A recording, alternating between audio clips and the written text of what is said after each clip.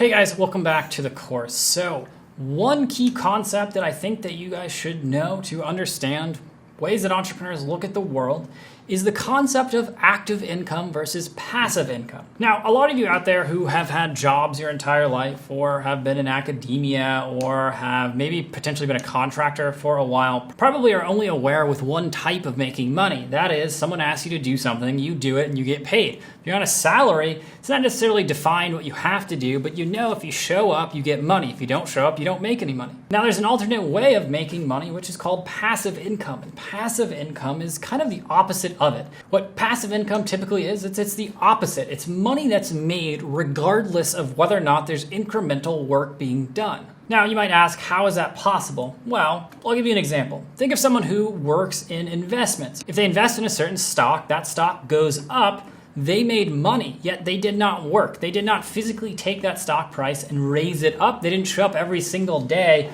worrying about that price, studying it. It might be the case that they did do that, but that has no relationship to it going up. That's technically a passive income. Another example, dividends. Typically, people who invest or put their money in, say, utility companies or bonds, they will get things that are called dividends. So every period of time, they'll get a small payment, kind of like an annuity or perpetuity, and that money comes regardless of whether or not you work. Now, entrepreneurs try to leverage this as much as possible. Entrepreneurs will typically create organizations or value-creating vehicles around this concept. It doesn't make sense for one person to do one job and get paid the same amount of money. That's something that's more commonly associated with being a consultant or being a freelancer. What an entrepreneur wants to do is build something, invest in something, so that they can make more money over the long term and have a bigger ratio of passive income to active income. Think of a software company that sells subscriptions for a service. You sign up and you use the service, and there's no real incremental cost to that software company for you signing up, right? So that money to them is for the most part passive. But if 100 of me signed up, they might need to hire an additional person, something like that. So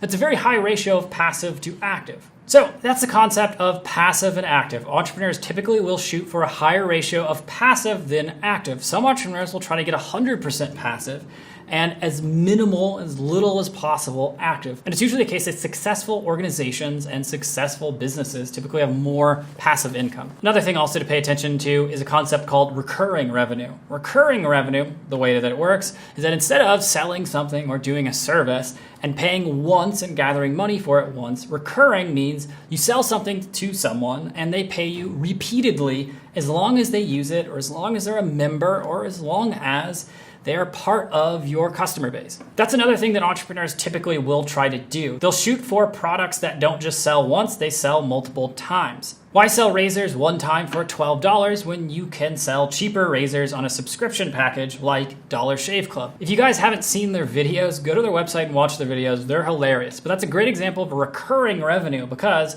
you subscribe, you get it, I think it's bi-weekly, and every person on their list just keeps paying money and money and money. The last concept I want to throw at you is related to recurring revenue, which is planned obsolescence. If you ever heard of this one, this actually relates to it. I'll give you an example of what this is. If you ever used your iPad or your iPhone and you notice that over time it stops working as well as it used to, gets slower, starts having issues, starts having bugs. Now, why is that the case? Well, most products, most services are designed to have planned obsolescence. Most product companies will build things that they plan to break or become obsolescent. Why?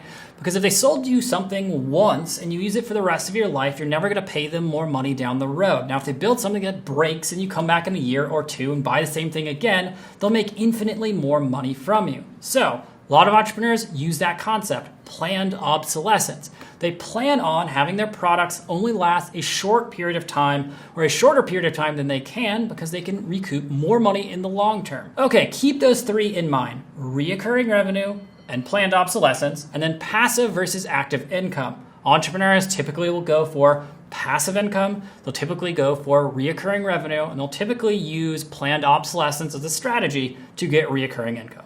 Okay, see you in the next lecture.